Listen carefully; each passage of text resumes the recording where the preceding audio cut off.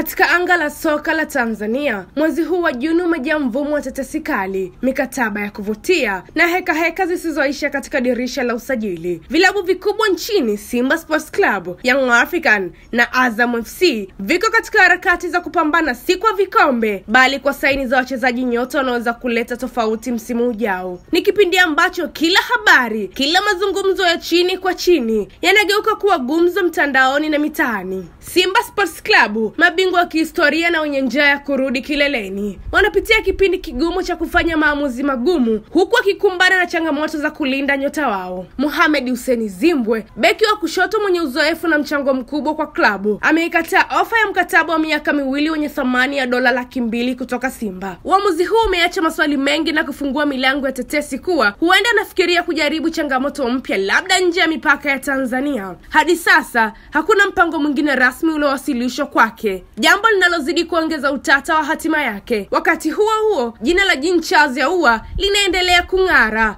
Kiungo mshambuliaji huyu ameonyesha kiwango kikubwa katika michuano ya CAF, hususa dhidi ya Stellenbosch, na sasa anatajwa kuwa kivutio kikuu kwa klabu ya Kaizer Chiefs kutoka Afrika Kusini. Hata hivyo, Simba hawajakaa kimya. Wamejipanga na hawana mpango wa kumwachia Ahoua au mchezaji mwingine muhimu katika dirisha la usajili. Ni kama wanatuma ujumbe kuwa msimu ujao wanakuja kwa kasi na hawako tayari kupunguza nguvu zao. Kivutio kingine kikubwa ni Faisal Salum wa Azam FC. Kiungo huyu fundi mwenye uwezo kudhibiti kasi ya mchezo na kuunda nafasi za mabao, yupo kwenye rada za Simba na Kaizer Chiefs pia. Kivutio hiki kwa klabu mbalimbali ni ushahidi kuwa soka la ndani lina thamani kubwa, na klabu zetu zinazidi kuimarika hadi kuvutia klabu za nje. Kwa upande wa Young African, hali ni tofauti, ni kama moto wa usiku wa manane. Mabingwa watetezi hawa wanaonekana hawataki kurudia makosa ya nyuma. Wako katika hatua za mwisho za kukamilisha dili za Jonathan Sow, Bada na Ofen Chikola, nyota wanaotazamiwa kuongeza nguvu mpya katika kikosi. Katika mzunguko huu wa tetesi, sauti maarufu ya mashabiki inasema Yanga ni balaa. Mbali na usajili mpya, Yanga pia wameanza kufunga mikataba mipya na wachezaji wao waandamizi. Pacome Zouzoua, Max Nzengeli na nahodha Dickson Job wanatajwa kuwa karibu kuingia kandarasi mpya, ishara ya klabu kuimarika na kudumisha uti wa mgongo wa kikosi. Hata hivyo, baada ya kumuuza Stefano Aziz Ki, taarifa zinasema Clement Mzize naye huenda akatafuta nyayo zake. Ni dhahiri Yanga anajipanga kwa maisha bila baadhi ya nyota, huku akijaribu kuleta mbadala bora. Azam FC nao hawajabaki nyuma. Katika tetesi kubwa zao kwao, jina la Faisal Salum ndilo linatawala vichwa vya habari. Licha ya Simba na Kaizer Chiefs